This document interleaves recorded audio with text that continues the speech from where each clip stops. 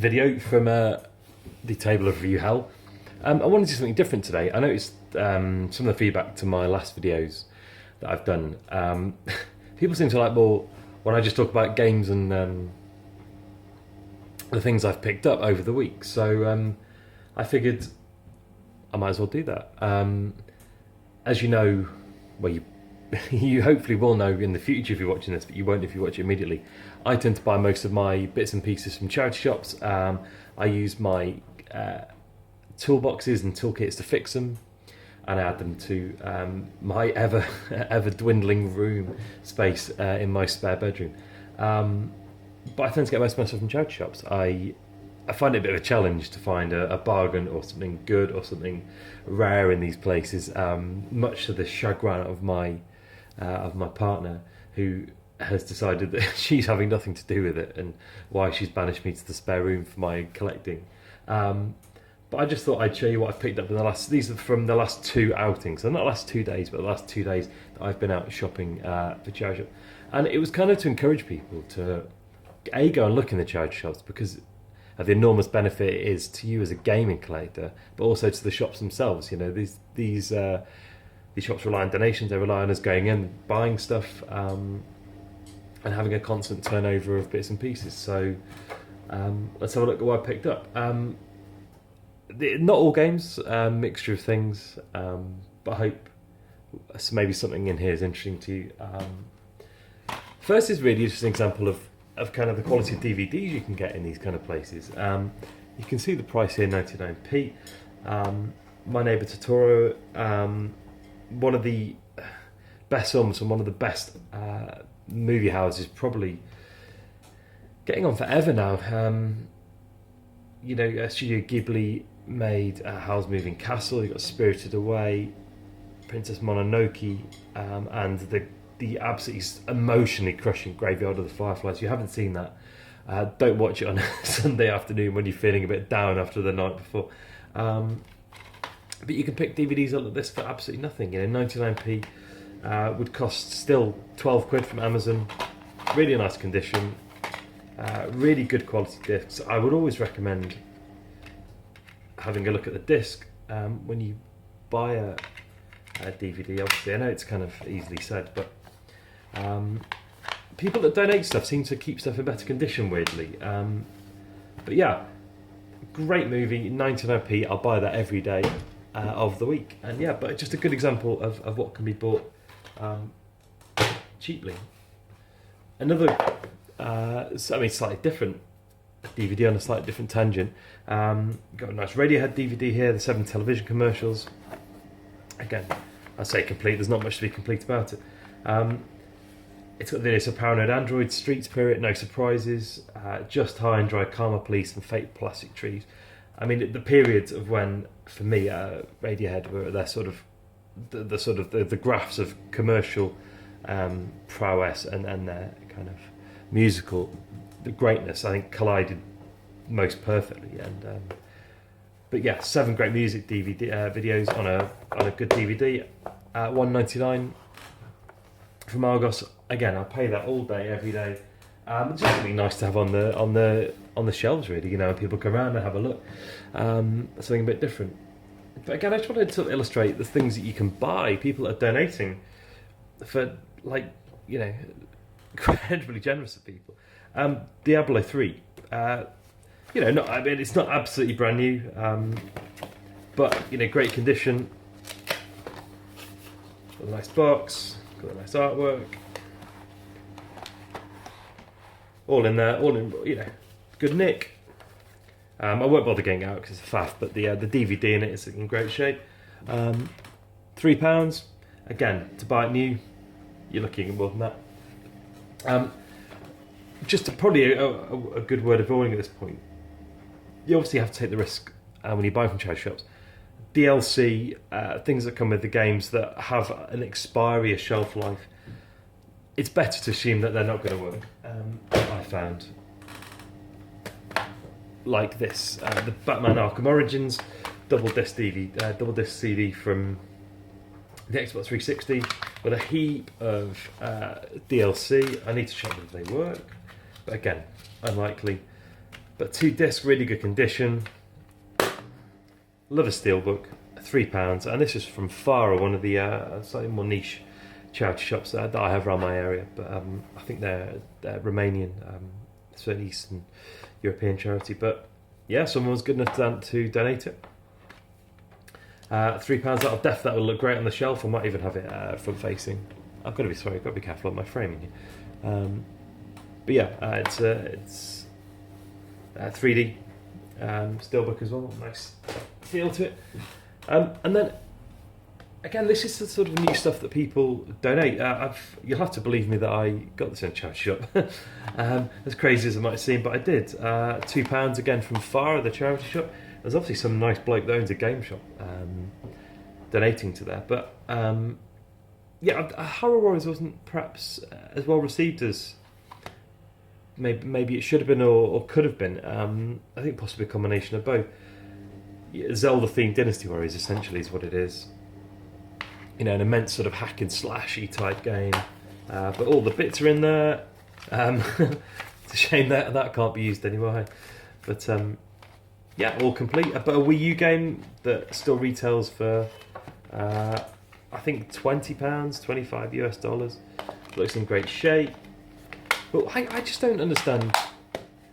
I donate things to charity shops, and I just don't get them. But like, who must have hated this game so much that they thought, you know what I'm going to do? I hate it so much, and I'm so disappointed in it. I'm going to take it not to eBay or trade it in. I'm going to take it straight to a charity shop. So I can only assume that there's some poor guy or girl out there that has had an absolute nightmare where mum or dad or the girlfriend or the boyfriend has taken it to the charity shop, not knowing what they were taking, and I've just said, oh, here you go. And there's probably been some kind of argument afterwards. A couple of Wii games need no explanation, no introduction. Resi 4, Twilight Princess on the Wii as well. $2.99, 99p. Again, you're going to take those all day, every day. I've been looking at it. I fancy this. It might not be so great because the box isn't fantastic, but I can't see, but it needs a bloody good clean. But it looks alright otherwise. Yeah, and again, Twilight Princess, certainly not the rarest of the Zelda games that exist, but a complete copy for £2.99. Always got some trading value with these. Yeah, original price there. It's just a shame, obviously, with the Twilight Princess for the Wii. Not everyone, and certainly not me, enjoyed the motion controls that it was forced to have, and the reason I think why the GameCube version of Twilight Princess is that much more expensive to buy. I mean, you can see, it's upwards of 40-50 quid these days for a good copy. Is that it's the standard controller controls for it. It doesn't even make sense, controller controls, but it controls slightly differently to the Wii version, and I think people appreciate that a bit more. A couple of sort of nothing picks really, but they're all PS3 titles. Again, all charity shops. This was from Farah Charity Shop. These were 2 from Oxfam. Dragon's Dogma, Dungeon Siege 3, Borderlands. £1.99, £2, I heard fairly good things about Dungeon Siege 3. I've never played it, so sure, I'll have a go at that later. But you can just see, it's also great for fleshing out collections. Charity shops, there's games there which maybe not the best, but certainly not the worst. But great things just to keep filling your shelves with, have a few more to play on. Final Fantasy 13. Never going to turn down an Enix game for £1.99.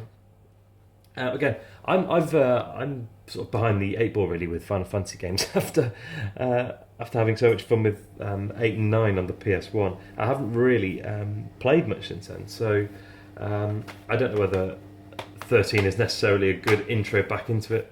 But isn't this glorious to see? I love the fact it's proudly displayed instruction manual. Not a great deal of artwork in there, but at least a little something, better than we just get a single piece of bloody envelope that comes with most of these games. On a slightly different note, got a copy of Battlefield 4. £1.99 from Argos. A really good thing to do. Hot UK deals. If you're not going charity shopping but you want a couple of games on a bargain, try Hot UK deals. Always a great place to reference how cheap or expensive your purchase is if you're in a shop. I tend to do it in the charity shops just to see, if the game's worth 50p and I'm paying £3 for it, it's kind of pointless really. But yeah, this came up £1.99. You can possibly see here. It's factory sealed still. That will probably remain so until I hook the PS3 up to the online stuff. And then again, this is the sort of stuff that's starting to appear in charity shops. Factory sealed Crown Edition version of Elder Scrolls. I think this comes with 1,000 crowns, 750 crowns to spend in game. Sealed, £2. What possessed? What was? It's factory sealed. I mean, I can totally understand someone not being their cup of tea, but just to go, you know what? Don't fancy it, or to get a duplicate. If you bought this, you're a gamer. You're into your gaming, and obviously, if it's out of the goodness of someone's heart, then that's incredible. But I can't help but when I see these kind of things, I think it must have been a rare mistake as opposed to anything else.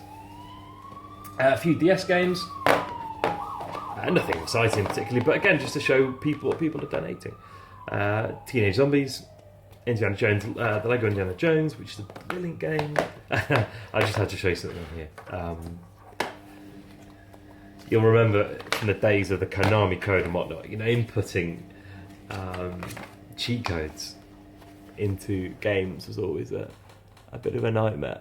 Well, hopefully, if I can get that to focus, you'll see that it's provided with some cheat codes, and maybe someone out there can use these, but that is a lot of inputting for a cheat code. But it did make me smile. It did remind me of days gone by reading that. And the long cheat codes and things like the Mega Man games have the insane passwords that they used to force you to put in to continue with the game. Ninja Gaiden Dragon Sword. I collected a little bit for the DS, but it's not something I collect a lot for. So these are games that are completely unfamiliar to me, really.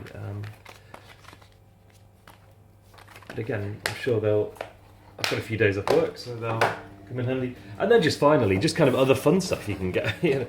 Brand new factory seal, or factory kind of not unboxed Scrabble game. Basically, just to show my addiction of Scrabble more than anything. My favourite game outside of anything that plugs into a wall.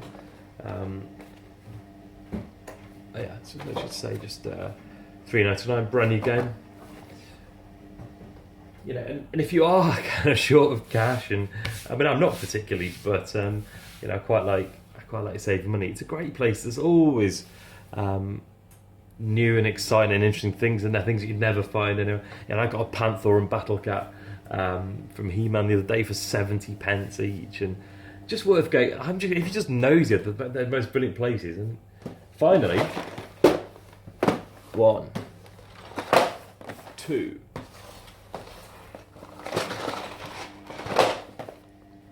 Just 3 boxes of Lego. Again, anyone that's been a child of the 80s and 90s and the 70s will have a great fondness for Lego and a great interest in it.